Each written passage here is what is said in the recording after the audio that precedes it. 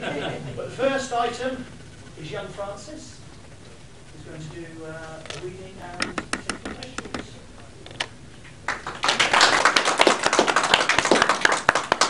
Hello everybody. First of all, thank you all very much for turning up so early in the morning. Testimony perhaps the fact that none of us were drinking quite enough last night. My name, as mentioned, is Frances Hardinge, and I write very odd children's books. I've been writing odd stories of one sort or another since I was about 6 years old, when I was a tiny, innocuous, mousy-looking little child. I have a story from that time. In this little half-page long story, there's an attempted poisoning, someone fakes their own death, and the villain falls to his doom off a cliff. So I was setting the tone even then. I might actually stand up, because then I can actually see all of you. Now, as previously mentioned, I'm going to be giving a reading and then taking questions. But first of all, for the benefit of those of you who haven't actually read any of my books, which I should imagine is going to be quite a number of you, I'm going to describe them just a little bit so you have an idea of the sort of thing I write. Now, children's fiction is not the easiest thing to break into, and so there are certain accepted wisdoms in the trade that basically you will try and establish a platform, you will try and ideally write a series, or make sure that your books are quite like each other so that you have a platform and are easier to sell, or at least that you fit into a recognisable genre. I have done almost exactly the opposite of this. So far I seem to be getting away with it. My books are not only odd, but they're actually odd in relatively different ways. My first novel, Fly By Night, which is this one, is best described as a kind of comedy fantasy, historical, spy thriller, crime caper murder mystery. The only other genre I've come across, heading that I've come across that vaguely describes it is kite punk. This is obviously rather niche. This is a story set in a world that is very much like ours at the start of the 18th century, but with tongue very firmly in cheek and with a number of notable differences. One of them being the gratuitous amount of whimsy and my own black sense of humour that I have woven into the fabric of the world, and another being that the people of this world are terrified of the printed word. For various historic reasons, they have this belief that if you read the wrong book, you can go dangerously insane. Since I will be taking a reading from Fly By Night, I'll be coming back to that in a little while. Having finished Fly By Night, I decided that it was dreadful, and I wanted to read something completely different. This has been something of a pattern for my career. The second book is actually set in the modern day, a contemporary setting with supernatural elements, and it involves 3 ordinary children who one day find themselves stranded somewhere that they're technically not supposed to be, and showing a certain amount of initiative, raid a wishing well, stealing coins so they can pay for their bus fare home. And they get away with it. Or so they think. Unfortunately for them, there's more down the well than just water and coins. There's something else down there that is very old and now very, very angry. This well spirit approaches the children and forces them to start granting all the wishes that were cast, that were made when the coins were originally cast down the well, which is a bit of a tall order when you're 12. As time goes by, though, it's more than just the practical difficulties that start to worry the children. They start to wonder if maybe there are some wishes that you shouldn't actually be granting to people. What about wishes that are unhelpful or dangerous, and do people really know what they want, let alone what they need? And what about wishes that people think better of, that they make during a dark or unwise time in their life and later regret? And what about wishes that are morally questionable, downright dangerous, or perhaps even fatal? Worse still, the 2 younger children start to get the impression that the older child, their leader and hero, is starting to enjoy working for the well spirit just a little bit too much. Now, for my third book, I seem to have written a post-colonial political thriller with genocide and geothermals for the 10+ market. Furthermore, this is a book of this description in which some of the characters are volcanoes. I consider that my profession permits me to pursue anything for which I have a disproportionate enthusiasm, work it into my work, and consider this to be in fact work. I have clambered around inside volcanoes as research. I have claimed volcanoes against tax. This is something that I do not think many people can say. In this particular case, the book is set on an imaginary tropical island called Gullstruck. The name of the book itself is Gullstruck Island. On this island is rather difficult to navigate. It's covered with volcanoes and jungles, and even navigating around the coast is quite difficult because of the various reefs and storms. And so the people of this, as I say, this island that's been colonised about 200 years before, are very dependent on certain rare individuals known as the lost. Now, the lost have the ability, they're born with the ability to send their senses out of their body, so they can send their sight up to go and look for storms or track fugitives through the mountains, or they can send their hearing to the next village, and they can act as the communication and news system for the entire island. There's, as previously mentioned, this island has been colonised about 200 years before, and there's still a lot of racial miscommunication and tensions and dangerous frictions on the island. And there's very much a subclass, a certain tribe that, for historic reasons, is despised. But for the first time in a long while, they have a young girl who seems to be a lost. And this particular village that has this girl prizes her and absolutely relies on her for their economic well-being. She also has a sister that nobody ever particularly notices, and whose job, as far as the tribe in the world is concerned, is looking after her more important sister. Events overtake these two young sisters, and they find themselves on the run for something they haven't done. This is a story of racial miscommunication, redemption, revenge, volcanoes, and tiny soul-eating birds. But enough of that. My fourth book, Twilight Robbery, is the only sequel that I've ever written. It's set in the same world as Fly By Night, my first book. So it's the same slightly mock 18th century world, and has a lot of twists and turns. I think there's double crosses, triple crosses, and at least one quadruple cross. And also a chase through moonlight streets between a number of different people, disguised for complicated reasons as skeletal horses. My fifth book is really weird.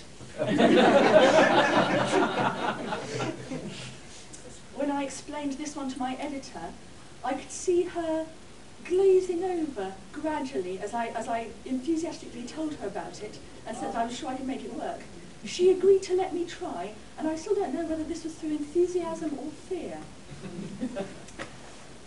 In terms of genre, my favourite two descriptions of it are comedy of manners on LSD and cheese punk. Yeah, there is a magical system that is at least partly based on cheese. A Face Like Glass is set in the underground city of Caverna. Caverna is a convoluted, labyrinthine network of tunnels and passages and chiselled out halls full of a populace who have never seen the sun. Nobody is allowed to leave. Nobody is allowed to enter from outside. And most people in Caverna don't mind. I mean, they've heard that there's this ghastly place above ground where there's no comforting roof over your head, and there's this terrifying great big burning thing in the sky that can actually cause your skin to peel off if you're in its rays for too long. And this is clearly terrifying. They are the happiest little gated, well, happy is not quite the right word, but they are the most paranoid little gated community in the world. The outside world, however, is very interesting in Caverna, because Caverna is noted for its delicacies. The things that they create are not just exquisite, they are so perfectly created that their effects are almost like magic. You have cheese that gives you visions, you have wine that can be used to revitalise your memory or remove entire portions of your memory, or somebody else's memory if you manage to slip it into their glass. You have perfume that can inspire others with fear or adoration, and you have spices that can be used to adjust your senses or the silence or loudness of your tread. And all of these, as you can imagine, are valued by the outside world to an incredible degree as far as they're concerned. Caverna is where the magic comes from. And they'll send long camel trains to the desert location where they can actually lead through a grate and trade with the people of Caverna. But there's one thing that the people of Caverna do not have, a very ordinary thing. They don't have natural expressions. Nobody knows why, but the children of Caverna don't smile back at their parents. They can learn expressions, but they have to be taught them one by one, which is a long, slow, painful process and has to be done by a professional. So for most people, the number of expressions they have through the whole of their life very much depends on the quality of creche they had when they were very young. So the poor, the drudges who in their thousands toil, keeping the city running, have about 5. And these don't include angry or sad or discontented expressions, because why would they need those? They're mostly sort of politely obedient or docile expressions of one sort or another. The rich will have a couple of hundred. The very rich can hire facements, bespoke expression designers, to create new expressions just for them, perhaps something that's for a particular occasion, or to go with a particular hat. And these are very much designer items. These are very much fashion statements. In fact, some facelets bring out their own sort of little designer ranges that become all the rage for a while. So you have everybody running around with these expressions and trying to sort of work them into conversation at the slightest excuse. There is one exception to this. A young amnesiac girl named Neverfell, who does not originally realise that she is the exception from the rule in Caverna. All she knows is that she can't remember the first few years of her life, and her master and adopted father insist that she wears a mask any time someone comes to visit his cheese tunnels. He's a cheese master. But she will in time discover that actually she has expressions, natural expressions. In fact, her face is peculiarly expressive. You can actually look through them to see exactly what she's thinking and feeling, hence the name of the book, A Face Like Glass. The shock of finding herself in the twisting and backstabbing world of the Cavernan court is going to be a shock to her system.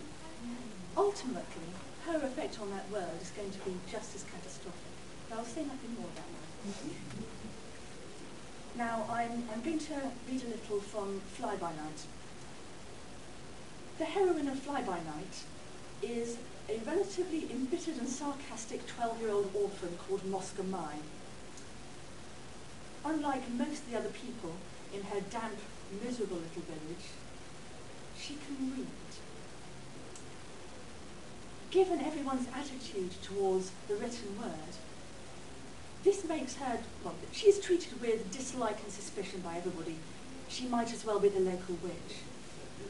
Worse still, she loves words, she loves books, and she is pretty much intellectually starving in this place. About the only friend she has in this miserable little village is Saracen, a goose of uncertain temper and homicidal tendencies. There is nothing she would like better than to escape from that place. And at last someone arrives in her village who actually seems to share her love of words and who might just be her ticket out of here.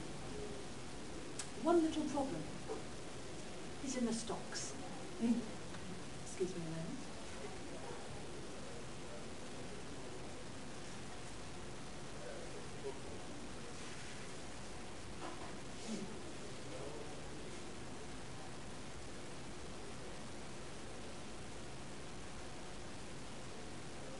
stony sides were pockmarked with strange dimples and bulges, and easy for Mosca to clamber up. From the top of the chiding stone, the moonlight showed her a clear view of the rocky pedestal 5 yards beyond, and the man sprawled upon it. He was plump, in a soft, self-important way. His puffed-out chest strained the buttons of his waistcoat. They were fine buttons, though, and much polished, as if he took a pride in his appearance. Do you mind if I shut the door? Bottom is also shut. No, it's is it? Oh, well, don't worry about it then. Oh, look here. Thank you. Oh, sorry. No. His coat was a little crumpled and disarranged. But this was hardly surprising, since he was suspended upside down, with his feet locked into a set of moss-covered stocks. A beaver hat and periwig lay sadly in the stream below, sodden and weed-strewn. Since there was little he could do about his situation, he seemed determined to strike as picturesque and dramatic a pose as possible. The back of one hand rested despairingly across his forehead, while the other arm was thrown wide in a flamboyant attitude. The only part of his face visible, therefore, was his mouth, which was pursed and plump, as if the world was too hot and coarse for his palate, and he felt the need to blow it cool. The mouth was moving, spelling out long, languorous sentences, in a way which suggested that, despite his predicament, the speaker rather enjoyed the sound of his own voice. Before even the travesty in 3 acts had seen print, the speaker sighed deeply and combed his fingers through his dishevelled hair before placing his hand back across his eyes. And this is to be the end of eponymous Clent, left out in the wilderness to be devoured by the savage geese and weaselly-faced imp of the forest. The flow of words stopped abruptly.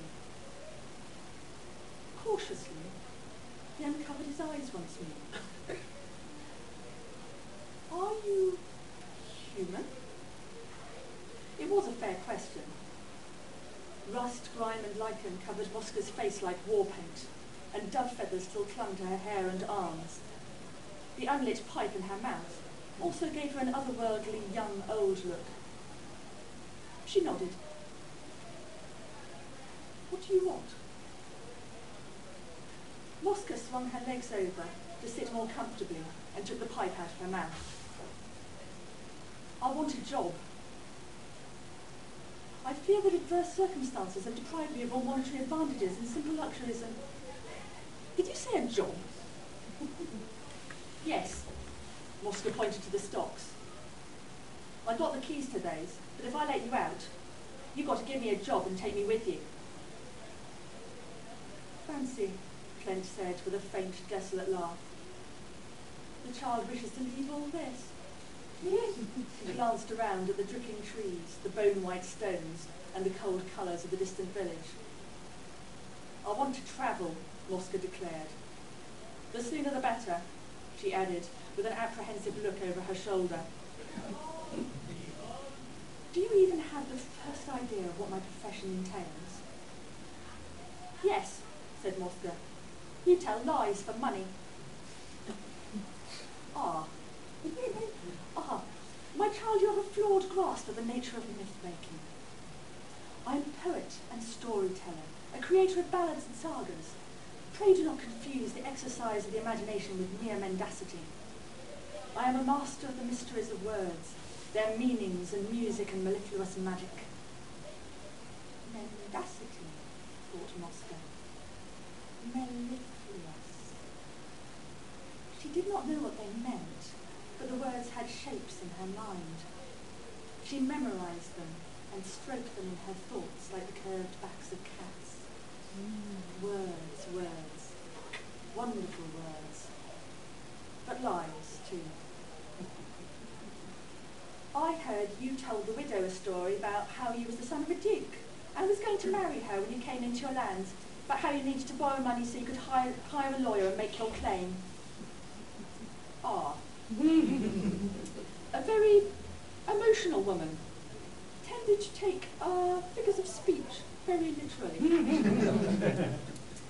And I heard you told a magistrate a story about how there was this cure for his aches, which you just needed to send for, but which cost lots of money. And I heard you told all the shopkeepers a story about how your secretary was coming any day and bringing all your trunks and the rest of your money, so you could pay all your bills then. Yes, quite true. Can't imagine what could have happened to the fellow. They brand thieves' hands, don't they? Mosca added suddenly. Suppose they'll brand your tongue for lying. Suppose it stands to reason. Everything was very quiet for a few moments, except for the rattle of water on rock and the sound of clench swallowing dryly. Yes, I have quite lost patience with that secretary of mine. I suppose I must let him go, which means that I have a vacancy. Do you have any qualifications or assets to offer as a secretary, may I ask?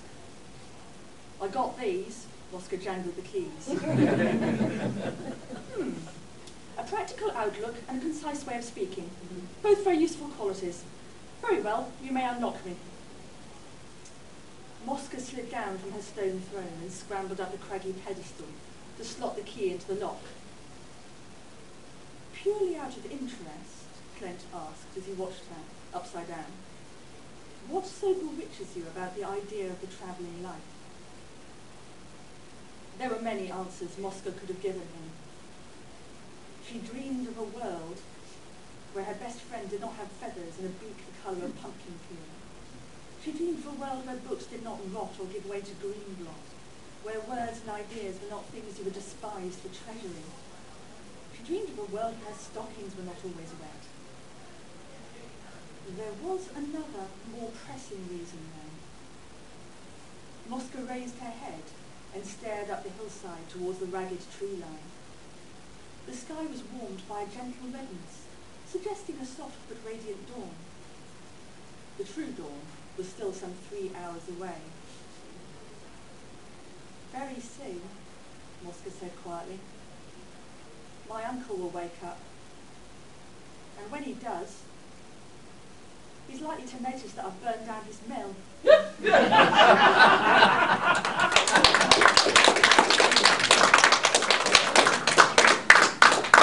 Thank you very much. Right, I'm now going to throw things open. Does anybody have any questions? So after all your descriptions of all your books, what's your next type of weirdness going to be? My next type of weirdness is very different again. My sixth book, which is currently operating under the working title of Cuckoo Song, which I'm lucky will actually end up on the front cover, quite a rare thing. For the first time, I seem to have written a book that I can actually sum up in a sentence without using the word "and" about 16 or 17 times. It's a changeling story set in the 1920s.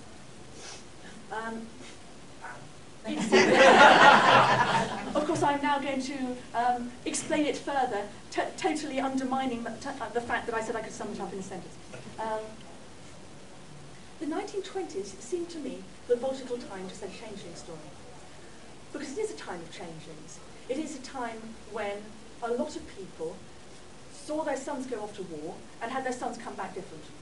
Looked the same, talked the same, answered the same name, but were just not the same person.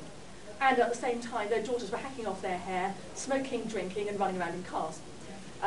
The older generation could be excused for throwing up their hands and saying, what happened to our children? It is a time, basically, of everything that was familiar suddenly becoming alien, suddenly becoming incomprehensible. So this seemed logical. It also seemed like a good time from the point of view of any treatment of the Fae. In legend, in folklore, the Fae tend to occupy spaces that are either in between locations or undefined spaces. Traditionally the wildernesses. 1920s, you're running out of those. You're running out of the undefined spaces. You've just gained planes that are flying everything and mapping everywhere. You have ramblers associations who are actually walking through these wildernesses and creating little routes across those, little sort of paper maps. Basically, anywhere that can act as a dwelling space for that sort of uncertainty is rapidly diminishing. And I'm very interested in transitional times. I'm in danger of talking too much about the metaphysics of the book, so I shall stop. I shall stop talking about that aspect. The main character is 11-year-old Tris, slightly pampered, slightly hypochondriac little girl, who is suffering from, who is recovering from a very serious illness and fever as a consequence of a largely unexplained near drowning. She knows that she fell in a particular lake. She can't remember how. And as she's trying to recover and trying to take on her ordinary life again, attended by her doting parents, she's aware that something is very, very wrong. Her appetite is completely running out of control. Strange and sinister things keep happening around her. Her memories are oddly fragmented, and her younger sister seems to be regarding her with hostility or rage, or possibly fear. I won't say any more about that. Any more questions? Hello? Lovely reading, enjoyed the reading. Just going back to the weird world you create with the expressions, I can see, like, have you had any fan letters saying that they could see, with the expressions with Facebook, where people are trying to keep up with what's the latest trend and things. Have you had any fan letters from anybody, teenagers or anybody that surprised you and they've picked up something that you never expected from your work? I have. Well, I do get messages through the contact form on my website. So I get a lot of messages from readers of a big range of ages. In fact, it turns out a lot of the kids reading my books are well over 20, which is all great.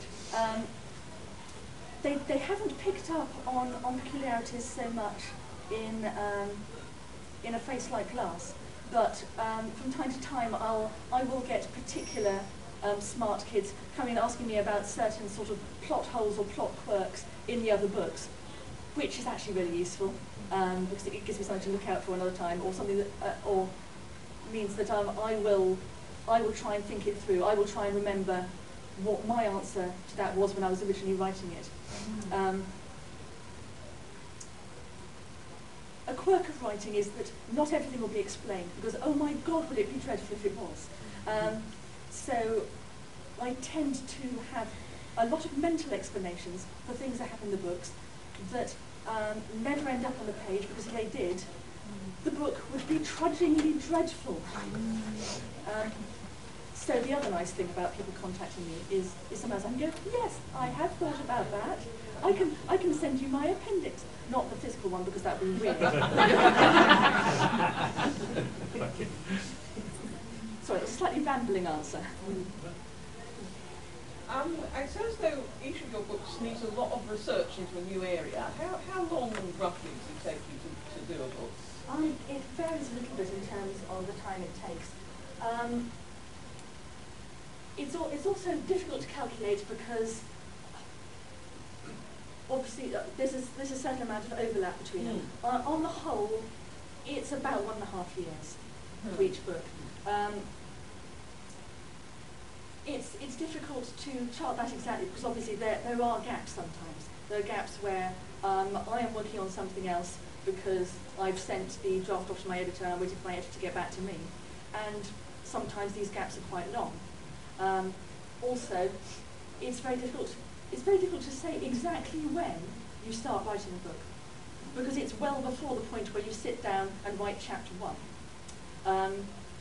When trying to explain this at one point on a blog post aimed at sort of 8 to 14-year-old girls, I ended up having to use the analogy of a river, because you have all these little streams of partial ideas that are gradually growing and forming and sort of gathering strength, and then they sort of join up, and at what point does that actually become a river? And which do you track back and say, this is where it started? It's more kind of a convergence of thoughts and little things you're working on into something bigger and stronger. So that, yes, that's quite difficult to measure. Sure. Thank you. Sure. Male authors are often accused of not being able to write convincing female characters and vice versa. Most adults, when they're writing for children, write characters who are children. Do you find that a particular challenge?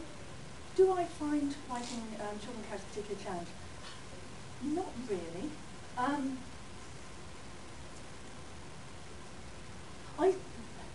I write quite odd child characters. Most of my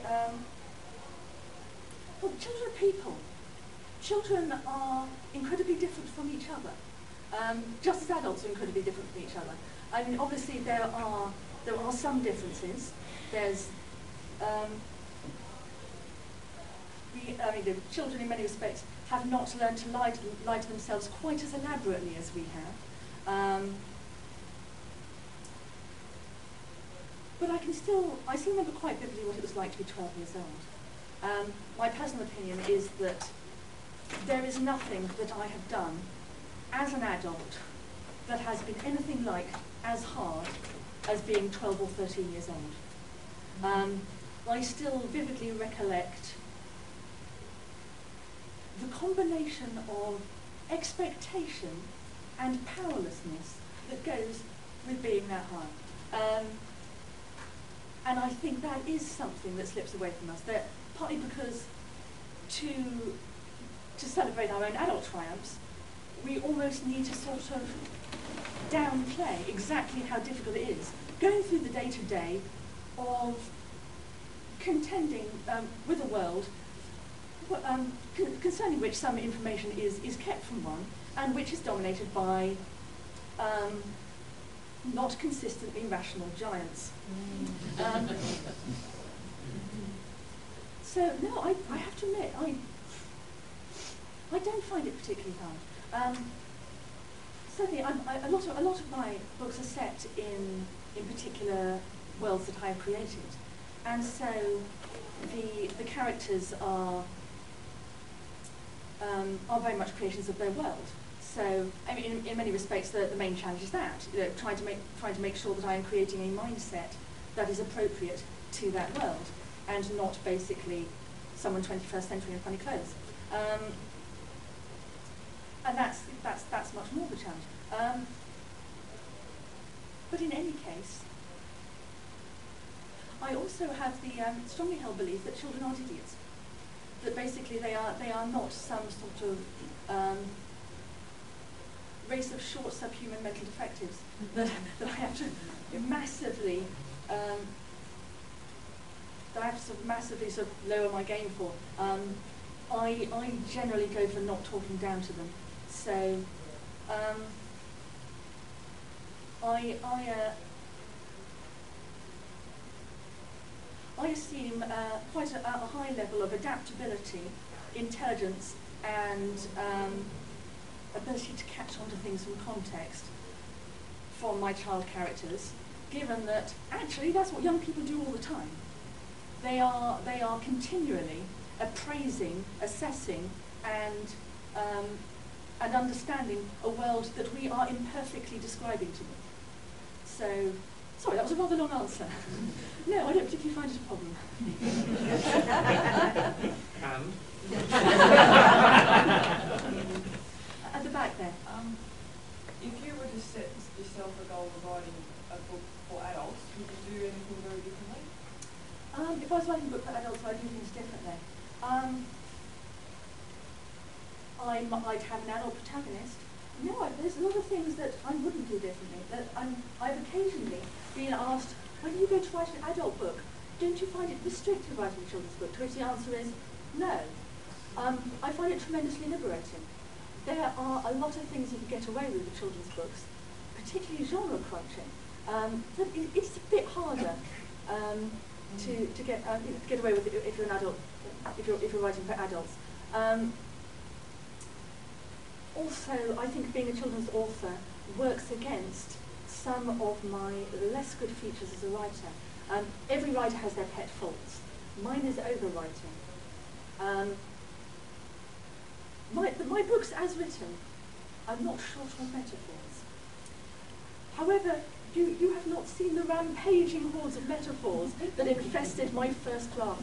You know, we had to have at them and cull them mercilessly. And the book is better and lighter for that. But because I am aware that I have an audience who are going to have less patience with that kind of self-indulgence, that actually helps to rein me in what I think is actually quite a useful way. I don't naturally put particularly graphic sex scenes or particularly grisly violence in my books. I mean, don't get me wrong, there is a body count, particularly in the third book.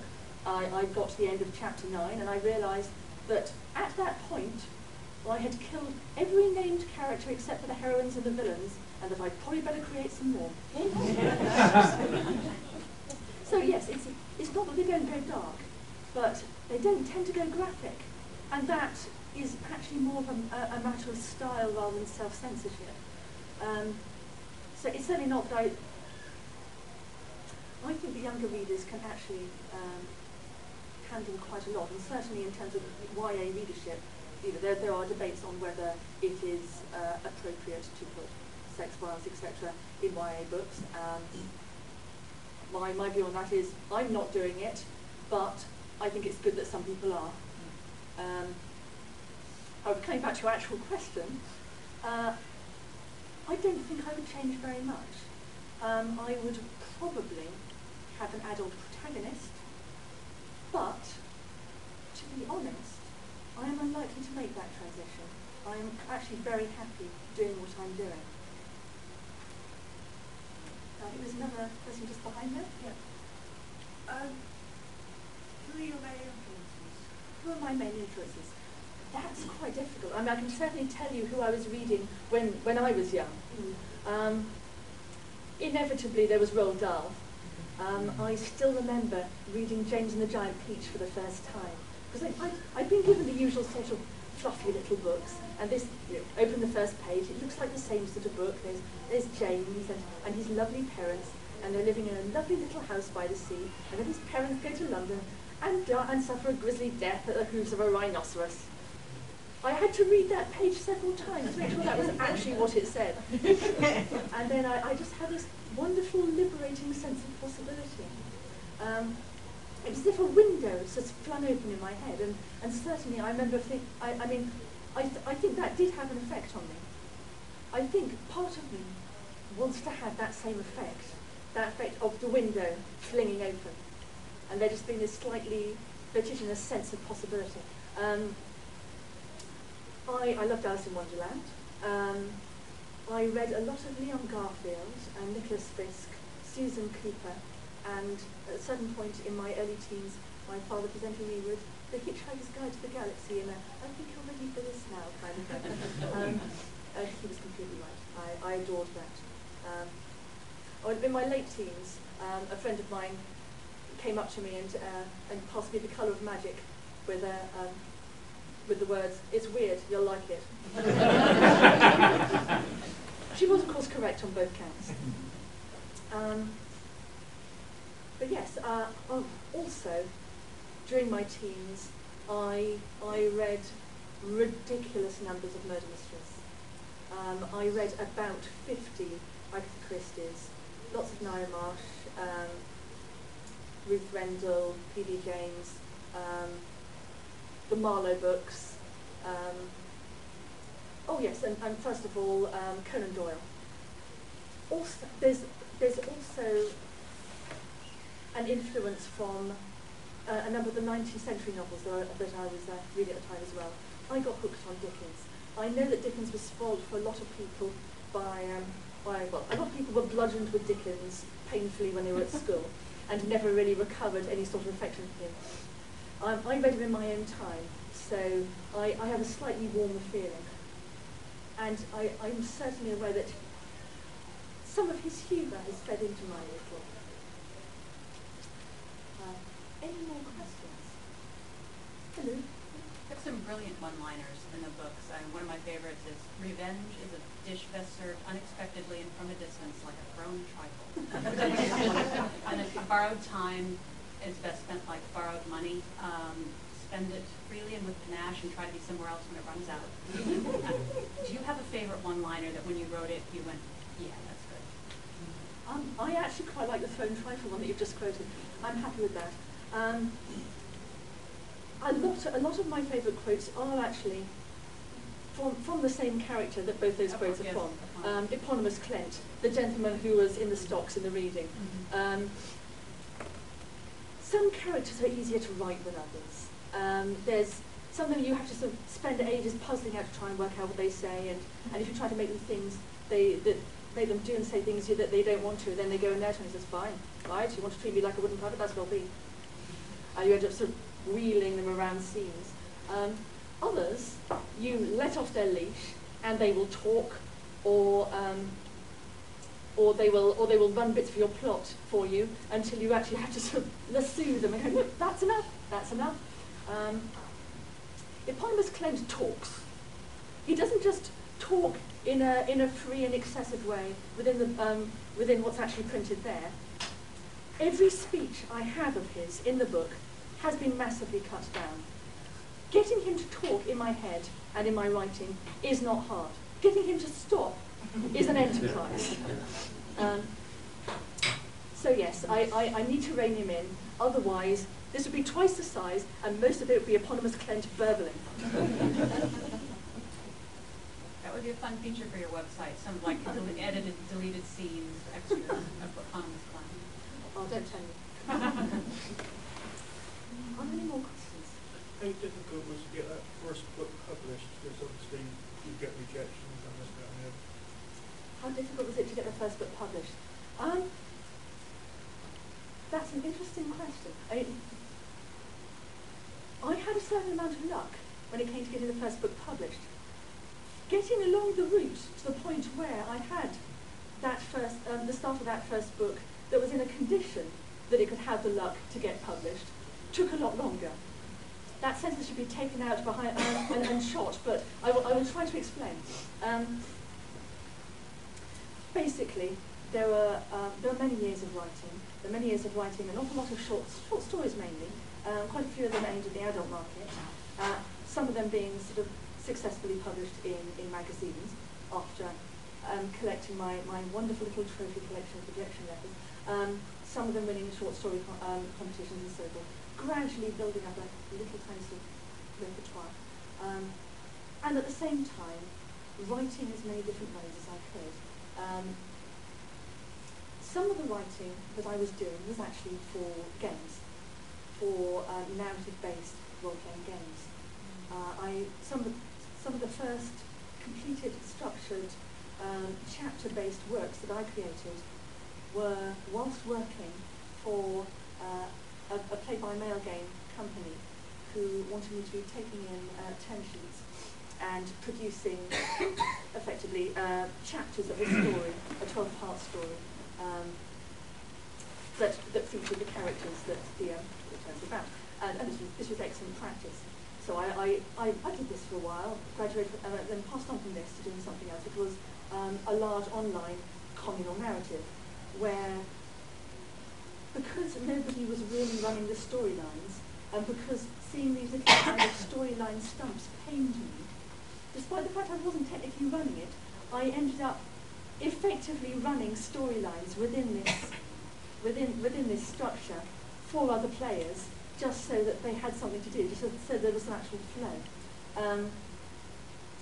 And while I was doing this, very enthusiastically, just a silly amount of text, a friend of mine named Rhiannon Lassiter, who's also a published author, well, because I wasn't then, but who's been a published author since she was about 19, actually started reading my work, and came and talked to me about it and said, how do you feel about a communal project? So I thought, oh, that's we tried that. That sounds worth a try. So we started meeting and talking about trying to write a book together. And she was saying, basically, your style suits children's books. You should be writing children's books. We started meeting and we started discussing what we wanted to do. And the meetings were simultaneously a complete failure and highly successful at the same time. We swiftly became aware that our vision, our style, our attitudes for the characters were completely different. They just did not gel at all.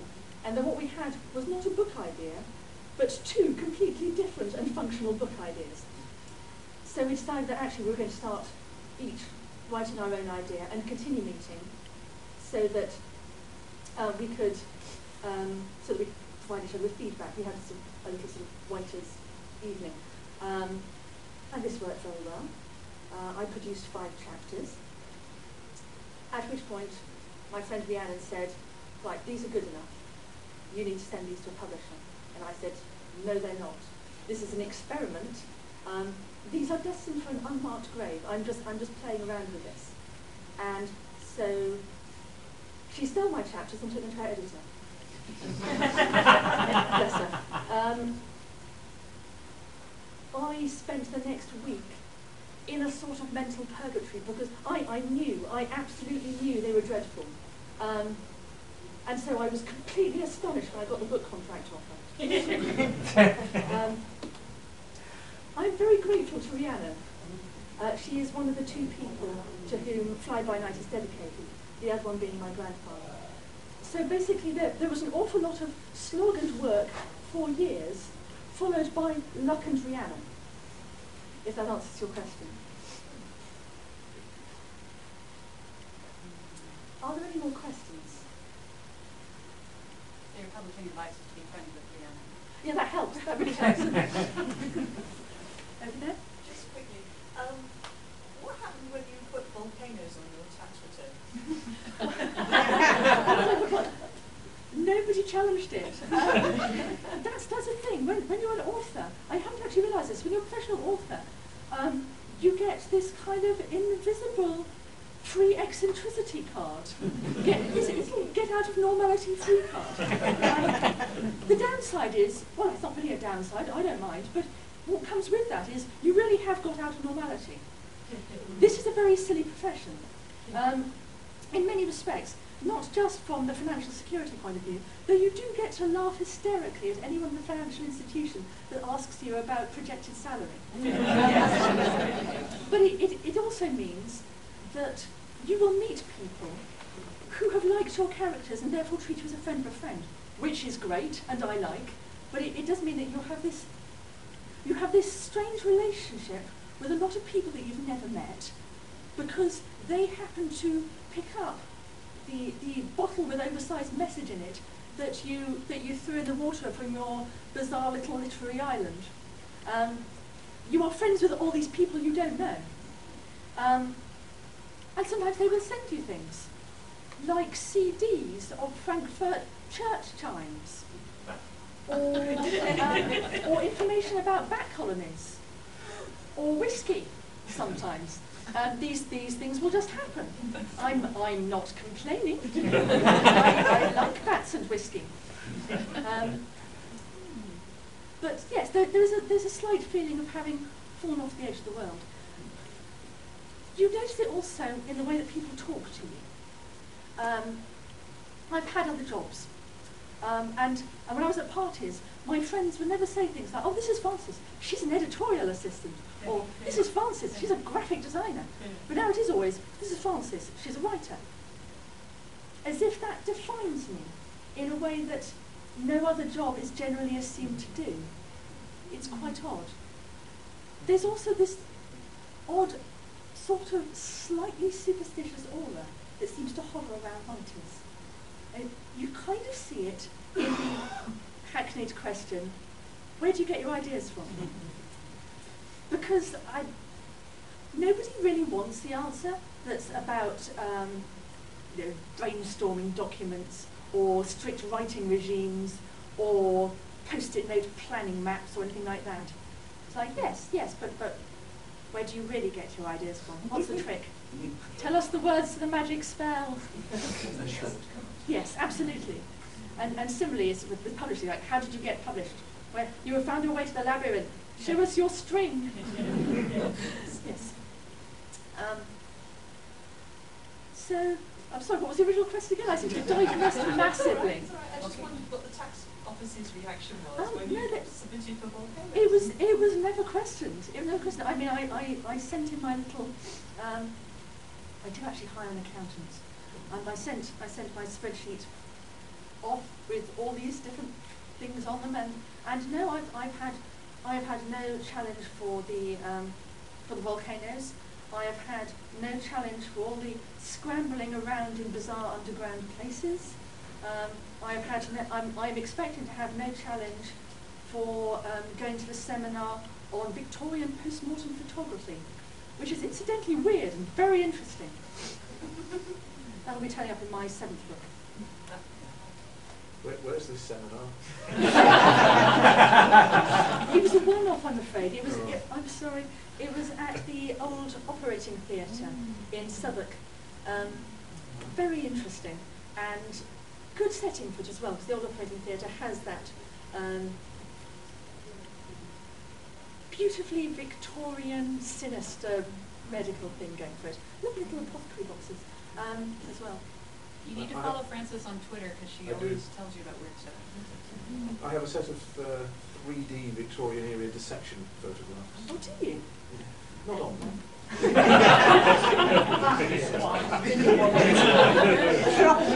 That's a party piece. It's not something you can produce from your wallet, like photographs of your children or something. Oh, they're absolutely wonderful. They've done some very clever stuff. They've done they've done part of the dissection, taken a photograph, done some more dissection, and taken a double exposure photograph. So you get a set of ribs that you can see through. Wow. To the structures underneath. That's the actually teaching is absolutely wonderful. I mean, these are from 1890 something, and they're better than the stuff we're using to teach now. That is actually fascinating. I would be interested in seeing those at some point, but yeah. If you're ever in Leeds. Thank you. Another question, the lady in the just to clarify on the tax thing, I don't know if you know that, but I've worked in tax, and the boring thing is that your accountant would have seen volcanoes and post-mortem photography, and they'll have put it into the heading that we put in the tax return. So it all goes to research. Oh. So the taxman wasn't having any fun. So should I send the taxman a letter? Just so I have an idea. Actually, I think not. Stay below the radar. Okay, yes, that's probably safest. I spent your money on volcanoes.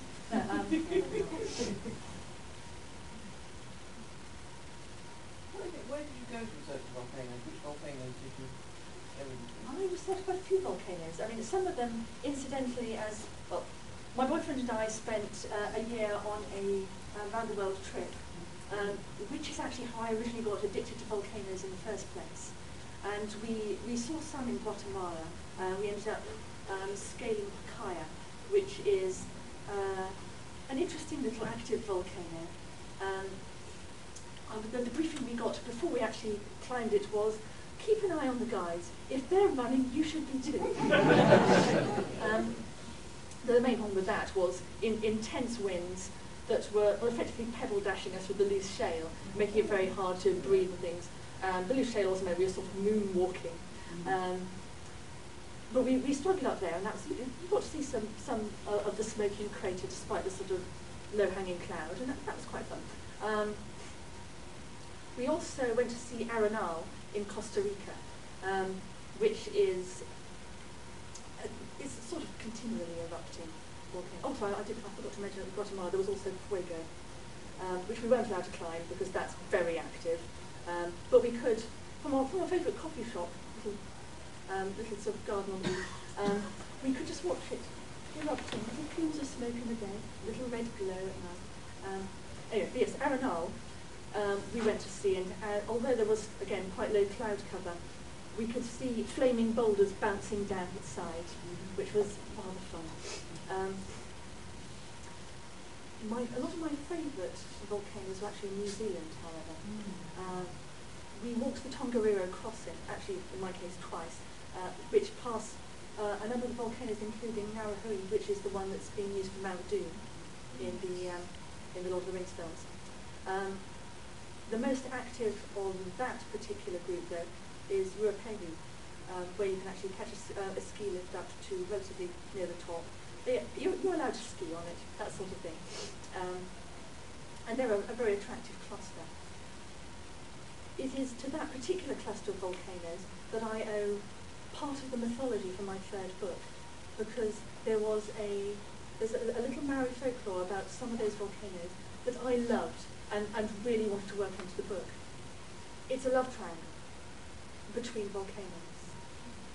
In the original, it's Tongariro, the leader of the volcanoes, who is married to a very pretty little female volcano called Tonga, who is massively desired by all the other male volcanoes, to the point where Tarawera decides to have a go. There is a bit of a Barney.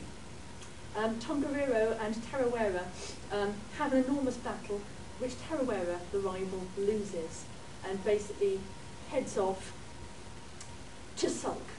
Tarawera is now far away from the Tongariro cluster, in another part of the island, all by himself, usually with his head surrounded by clouds, because he has been sulking for a very, very long time. And I love this idea. So basically, whilst I have created my own implied personalities for the volcanoes, in my book it's never quite clear whether the personalities that people attribute to them are actually real or whether they are just behaving as volcanoes. I want to keep that ambiguous. But I've kept the idea of the love story. I've kept the idea of the rivalry between these two male volcanoes. And after we finished the trip, I had an excuse, because a friend of mine in New Zealand was getting married, but I went back to New Zealand and attended the wedding and then went, volcanoes! And ran around looking to a number of the volcanoes that I hadn't actually visited before. So I went and clambered around inside Tarawera. I saw, I visited whole areas that had been devastated by a major eruption in the Victorian period, and there's still lots of documentation of that because it was relatively recent. And I walked around inside one of the most active volcanoes, which is White Island, which I used as the inspiration for another of the Mother Tooth, another of the volcanoes in my book. White Island is a marine volcano. It's actually quite large, but you wouldn't be able to tell this because most of it is under the sea. You can just see a little outline from the mainland that looks a bit like a trodden trifle in silhouette. And it's very active.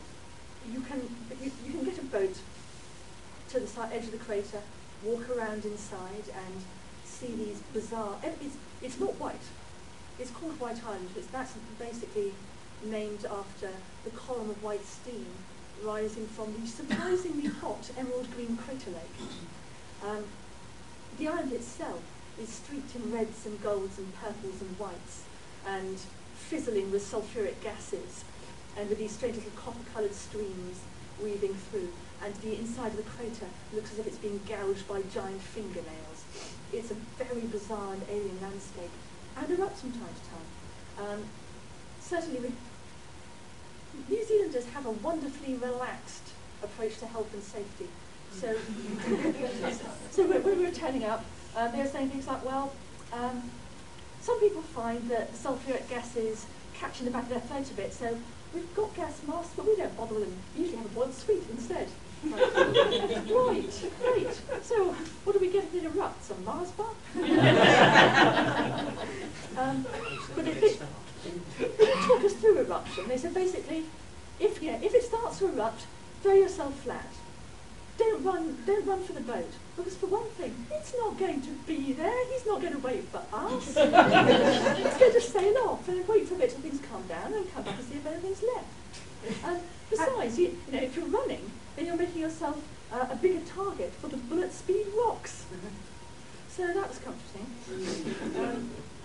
But lovely place, and I thoroughly recommend it. I'm so sorry you got me into my volcano rant. Any more questions? You say you were involved in play by mail gaming at one time. Do you still game? Yes, I do. Yes.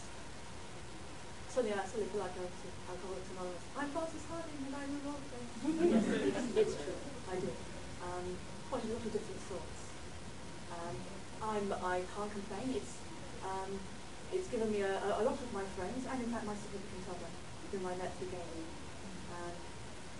Yes, and certainly from the point of view of the LARP scene gives me an extra excuse to dress up in fun clothes. Any more questions? You said earlier that you quite seem to have written a certain kind of novel. Do you often get surprised by what comes out when you sit down and try and think of a plot? Do I get surprised by what comes out when I try and write a plot? Yes, all the time. Yes. Very much so, and I think that's probably a good thing. There should always be a balance between planning and if something is absolutely rigorously planned and known about from the outset, it's not going to be very much fun to write. Unless there is that slight alchemical edge, that element of surprise and the unknown, that degree to which characters are alive in the author's head, it is going to be very dull to write and I would guess probably quite dull to read.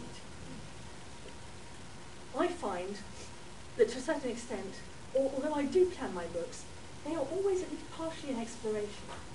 Sometimes I will know a lot about my world, but I always find out some elements of it on the fly. Sometimes an exploration of a theme. Now, what has been mentioned once or twice about my books is some of them deal with political issues, like freedom of speech, like tolerance, intolerance, racial miscommunication, persecution, religious fanaticism, little light things like that. I do not sit down and say, right, I am going to write a religious or political manifesto and then it decides a children's book. I sit down to write a story. However, I have some bees in my bonnet. Sometimes they come out for a little buzz. I do try and make sure that when I am looking at these themes, it is actually an exploration, looking at various different sides as opposed to tub thumping, because tub thumping is dull. But yes, the degree to which some of those will play out often is something of a surprise to me, or of interest to me as I'm writing it. And there are occasionally times where basically you have a plan, you have the overarching structure, and just simply from a story point of view, you get to halfway through and go, you know, this would be much better if I take it in this direction. It's still important to have that initial structure, even so that you can actually make that comparison. But occasionally you do realise that actually you want to take it in a divergent direction. Is that sort of an answer? Yep, that's right. Any more questions? That's looking like we might be out of questions. What is the time? Oh, yes, indeed. Right. Well, we have choices. I can release you all into the wild. I can do another reading. I can continue to babble about random things that may or may not feature volcanoes. Does anybody have anything they'd like me to enlarge upon in terms of things I've already been talking about? I do some LARP myself.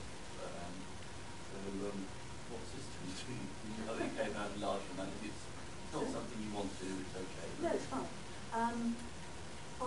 Recently I've mainly been doing some of the larger fest LARPs and some that have a bit more of a free-form element to it. So I played in some of the games run by fan decisions, if you know that. So there's a big fest LARP called Maelstrom, which I was in for about 6 years. Before that, considerably earlier, I was in local LARPing groups in Oxford, started from the point where I was in university there, and then continuing with the same friend group for some time. I'm also linked to some other more occasional systems that will meet for games that have a mixture of sort of free-form interaction and occasional bursts of combat. that just occur, that I think there are events that we're speaking about 2 or 3 times a year. There's one that has a Regency setting called Armadacon, which is quite a lot of fun.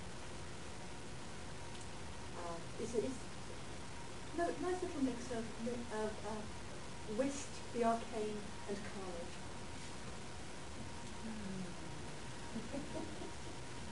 Able to win laser tag, science fiction like role playing, sort of the that sort of minority side of the minority problem. Thank you very much. I work in a constructive world in Sweden, Victoria. A lot of constructive worlds I have in many fantasy. How did you come about creating your first Fly by Night world? And how did you explicitly set out to create medieval fantasy and then find you more in tune with the period that corresponds to what you're writing? Or did you explicitly set out to create that particular time, recreate that particular time period? Because a lot of work set negative in medieval fantasy set in the real world, in my experience, and I wanted to try and create a Victorian world. Yeah, indeed. That's a reasonable question. I did specifically set out to create it at that time. To a large extent, as I say, I was not expecting this book to get published. So I decided to please myself. I decided to grab lots of things that I found interesting and weave them all together. And I do find the early 18th century very interesting because again, it's one of those transitional periods. You've got the rise of empiricism and so forth. And you've got this slightly aftermath feeling, because it's still not all that long after the Civil War. And also this sort of rather sort of ribald, you've got, you know, sort of awe to the whole thing. The slight sort of, this is the time of the Newgate calendar. So I liked the life of that period. So I started out basically looking at that period and then realising that there were lots of other things that I sort of wanted to draw in, and which weren't absolutely specific to that period, but since I was crafting my own imaginary world, I could get away with it a little bit more. For example, the kites. There was some experimentation with kites as a means of drawing vehicles, but that in the sort of 18th and 19th century, but mainly in the 19th century, I discovered something called the charballon. I don't know if any of you ever heard of this. This was a kite-drawn carriage. It did apparently have to sort of tack somewhat when going against the wind, but you can imagine could have managed quite a lot of speed, which I always feel must have been terrifying for everybody else on the road. Instead, apparently, it caused at least one large diplomatic incident where, on one occasion, the kite-drawn carriage had the temerity to overtake a carriage owned by a duke, and then had to stop and apologise. Apparently, one of the reasons for creating it was that there was a toll bridge nearby where you were charged the number of horses that you had on the but I love this idea. So kite propulsion is something that I ended up weaving into my world, though mainly as a supplementary propulsion method for boats. There had actually been some experimentation with using kites for pulling boats. So I have kite-drawn floating coffee houses. I wanted kite-drawn floating coffee houses, and I incorporated these into my world. But no, it was very deliberate. The decision to base my world on something that was a little more unusual, a little more off-kilter, was entirely deliberate. Oh yes, also, I had, and this is going to sound like an extremely weird thing to incorporate into a children's book, and that's because it is. During my masters, I had become somewhat interested in the company of stations. I'd ended up looking into the 18th century copyright debates, and this was a point where the nature of copyright was being thrashed out, and you started to have various different people saying that the company of stationers, the printers, publishers, etc., were putting pressure on them and coming around and putting the flightness on them. And I love this idea. I love the idea of the company of stationers, this powerful but slightly inky fingered community actually having this slightly sinister edge. So I recreated them gave them considerably more power, made them more sinister in a well-intentioned way, and incorporated them again into the book. So yes, it was basically me running amok with a lot of my personal enthusiasms and then stitching them all together whilst giggling.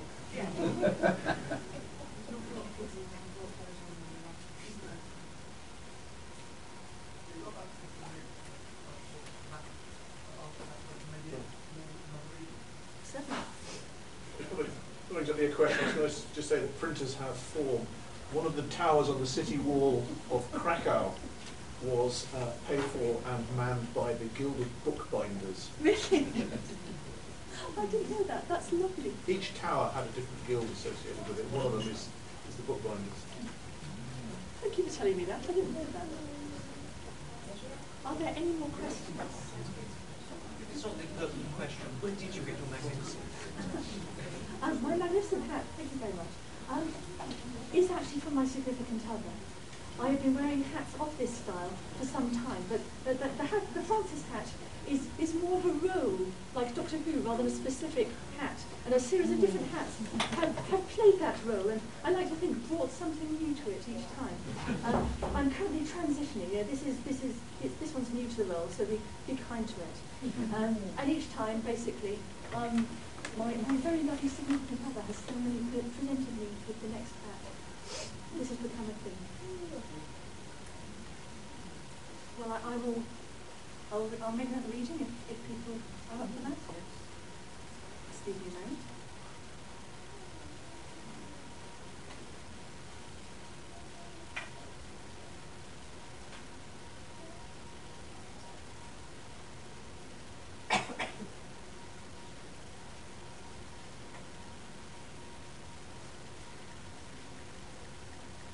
Bear with me.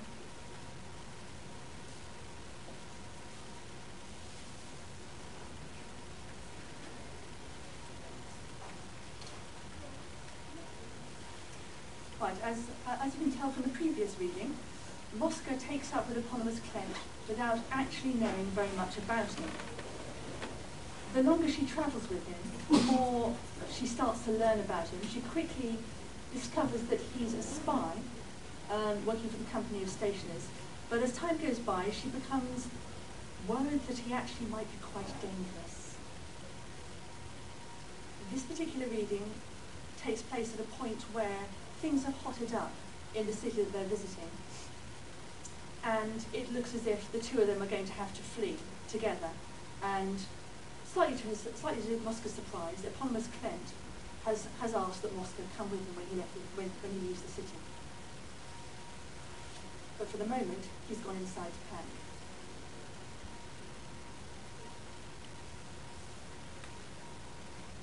Clent had said that under no circumstances should he enter the closet, that he needed the privacy it gave him. But he wanted her to come with him, and surely that must mean that everything had changed. Mosca pushed open the closet door. There was a candle on the floor, so near the door that for a moment she could see nothing but the brightness of its flame. Without even thinking, she stooped, picked it up, and held it at arm's length to illuminate the closet. Only then did she stare into the room in front of her and see that everything had changed. Clent was half stooping over the heavy oaken clothes chest by the wall.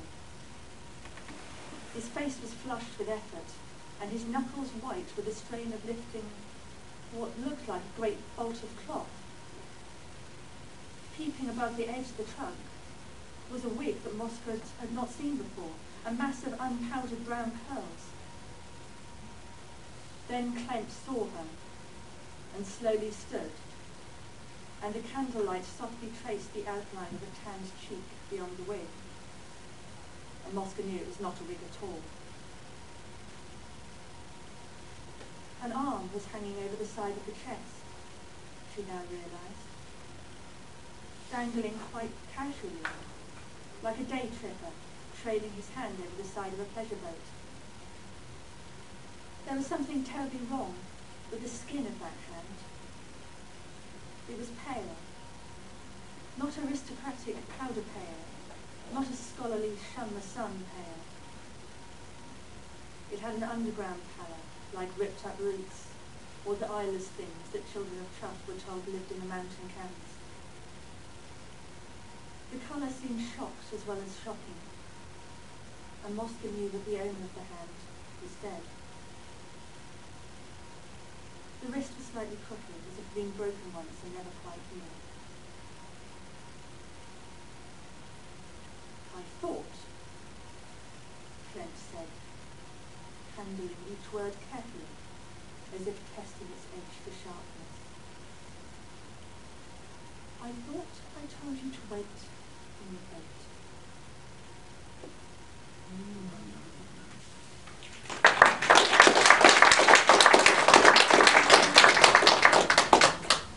Thank you very much.